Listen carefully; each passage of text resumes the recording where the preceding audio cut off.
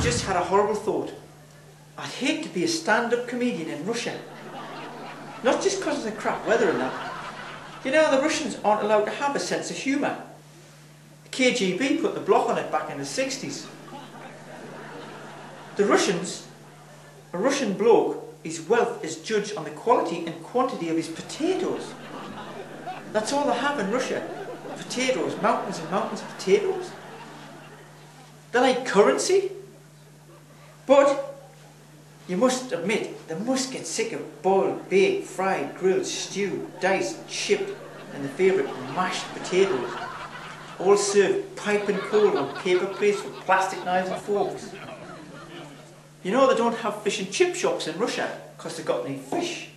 They have chip and chip shops because they've got that many potatoes. But the chips, they're deep fried in lukewarm, lead-free, recycled, industrial strength diesel oil. They actually inject the potatoes with cholesterol to try and keep the Ruskies warm. Anybody ever been to a party in Russia? You must bring, because everybody brings, a potato salad. Russian restaurants, no need for a menu. You must start with potato soup, followed by potato skins, followed by the main, which is potato, served with veg, choice of potato or potato.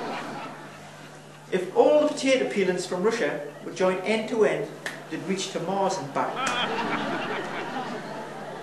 In Europe, they used to have a butter mountain.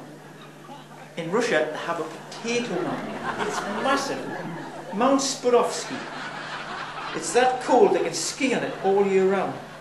It's bigger than Mount Everest. They think it's the 7th wonder, the 8th wonder of the world. But they've got that many potatoes, it's sad. They haven't got any Guinness. Oh. When Chernobyl blew up, they actually tried to smother it with potatoes. It was hushed up, of course. The Kremlin put out a bulletin saying that they were going to have a public holiday with a large firework display, followed by a baked potato barbecue. Hey little diddle, the cat and the fiddle, the cow jumped out of the moon. The little dog laughed to see such fun, and the dish ran away with a spoon. Ray, that's rubbish. I never knew dogs could laugh. Do you know bread is dangerous? Honest, it's a killer. Proven statistics show that more than 98% of convicted felons are bread users. 90% of violent crimes are committed within 24 hours of consuming bread. We know that serial killers use serrated knives. They also use bread. Newborn babies can be known to choke on bread. 50% of school kids fed with bread score less than average in standard IQ tests. Bread is addictive. Prisoners deprived of bread and given only water beg for bread after just 2 days. Even frozen bread can kill if it's dropped on you from a great height. So think twice next time you make that sandwich. Here's an impersonation of Tommy Cooper, the late great Tommy Cooper. Simple Simon met a pieman on his way to fair. Said Simple Simon to the pieman, "What have you got there?" Said the pieman to Simple Simon, "Boys, you really are simple, Simon." I don't know about you, but I thought that sounded more like Michael Caine. I can't do Tommy Cooper. I never could. I must tell you about this other bad experience I had in the supermarket. It was at the spud counter, the vegetable counter. There's these two kids, must have been Russians, who were playing in potatoes in the spuds, as they do. Then all of a sudden there's a big whoosh, heard out like it.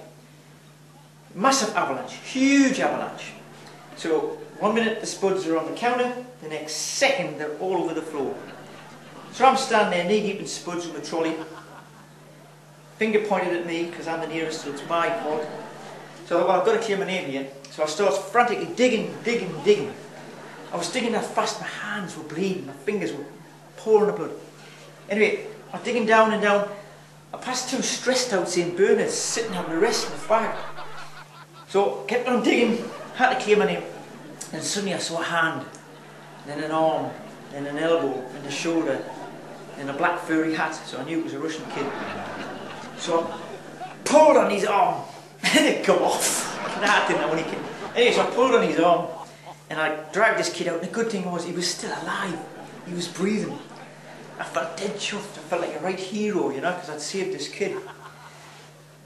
The funny thing was his mother was still rabbiting on in Russian, babbling on. It wasn't until 2 weeks later when I was back in the shop we discovered he was one of the twins. We never did find the other one.